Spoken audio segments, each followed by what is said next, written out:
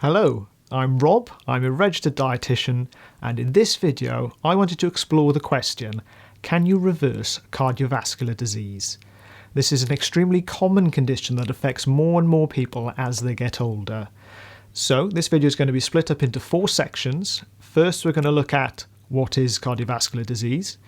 Secondly, we'll look at some of the symptoms. We're then going to look at a study that examined regression. And then finally, we're going to look at some practical tips that are all diet and lifestyle based to help you manage the condition. So let's get into the video.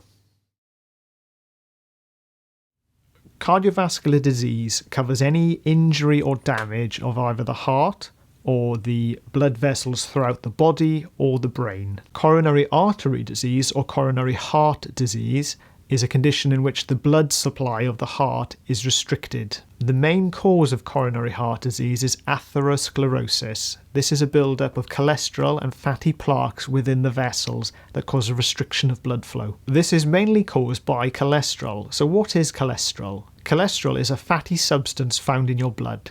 It's produced by your liver, and we do need some of it in our body to stay healthy. It is used to make certain hormones and vitamin D, as well as bile acids, which help us digest and break down our food. Your blood carries cholesterol all around your body on lipoproteins. There are 2 main types. We have LDL and HDL. High-density lipoproteins, or HDL cholesterol, takes cholesterol that the body no longer needs and transports it back to the liver. It can then be broken down and removed. That's why this type of cholesterol is often known as good cholesterol, as it helps reduce the level in our body. Non-high-density lipoproteins, or non-HDL cholesterol, transports cholesterol from the liver to the cells of the body.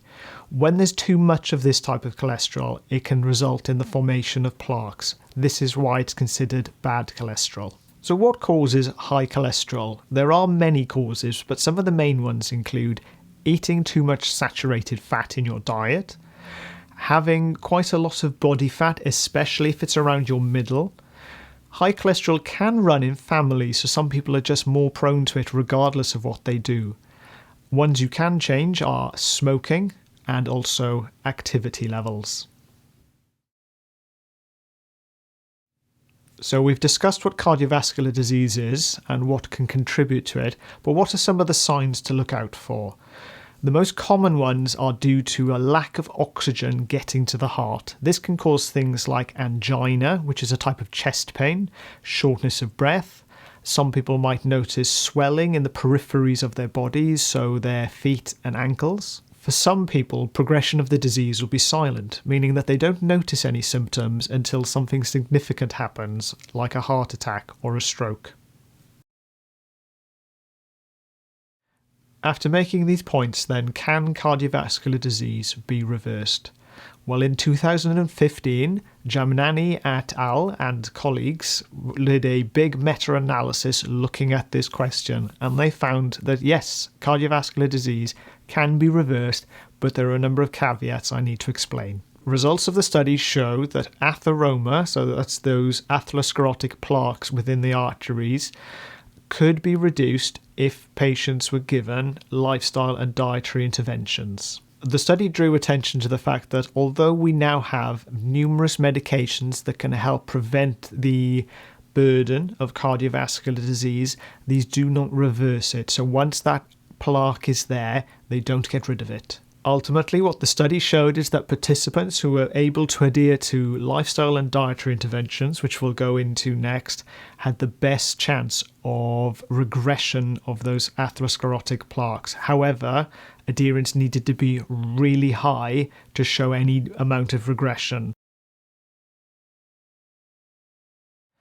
So what are these dietary interventions you can make? Try choosing healthier fats. To reduce the amount of cholesterol in your blood, you don't need to eat less fat, but you do need to try and reduce your intake of saturated fat. Try swapping it for polyunsaturated fat. Sources like vegetable oils, including sunflower, rapeseed, or olive oil.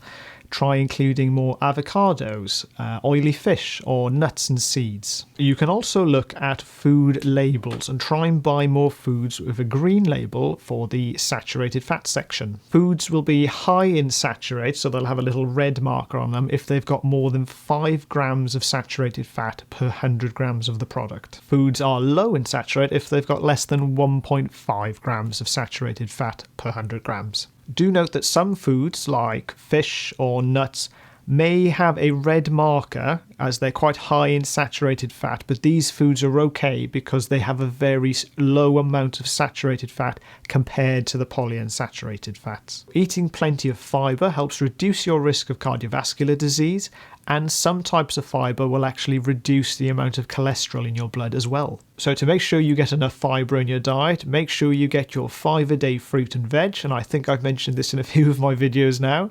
Choose whole grain varieties of cereals, rice or pasta, and also you can go for some more fibrous proteins such as beans, pulses and nuts. Some of you might be wondering about plant stanols or plant sterols. These are reasonably new products to the market. If you do have high cholesterol levels, these products have been shown to help reduce the amount of cholesterol in your blood, but you do need to be taking enough of them and taking them regularly. You need to be eating about 1.5 to 3 grams of plant stanols or sterols in combination with a healthy diet to see a reduction in your cholesterol levels. You can get this from fortified foods such as those little mini drinks, spreads, yogurts, milks, and there are both branded versions and supermarket-owned versions as well. If you do decide to use these products, just make sure you read the instructions on the label because it will tell you how many portions you need to reach the required intake for the product to be effective. Do remember these are not a replacement for a healthy diet and are not to be used instead of cholesterol-lowering medication if your doctor has advised you to take it. And finally, these products are not recommended if you don't have high cholesterol. So some foods actually contain quite a large amount of cholesterol,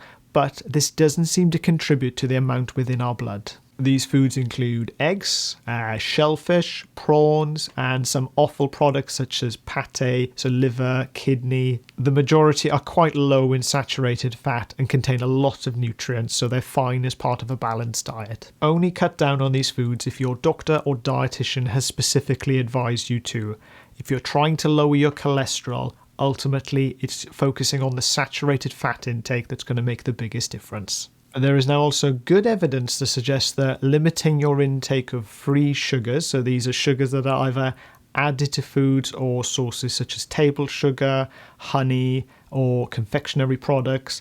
By reducing these, you're also going to reduce your risk of developing cardiovascular disease. Okay, and there we have it. I hope that has given you some insight to the question, can you reverse cardiovascular disease? It shows that the research suggests that yes, we can, but the level of intervention is quite significant, so people need to make a lot of changes, and we appreciate within dietetics and a lot of other areas of healthcare that this isn't easy, especially the longer you've had certain behaviours and habits, the more difficult that can be to change, but that's not to say that you can't with effort and hard work.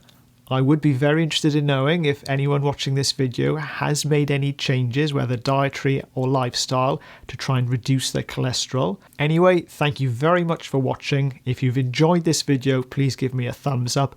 And if you'd like more content focused on healthy dietary and lifestyle changes, then please subscribe to the channel, and I'll see you in the next one. Cheerio.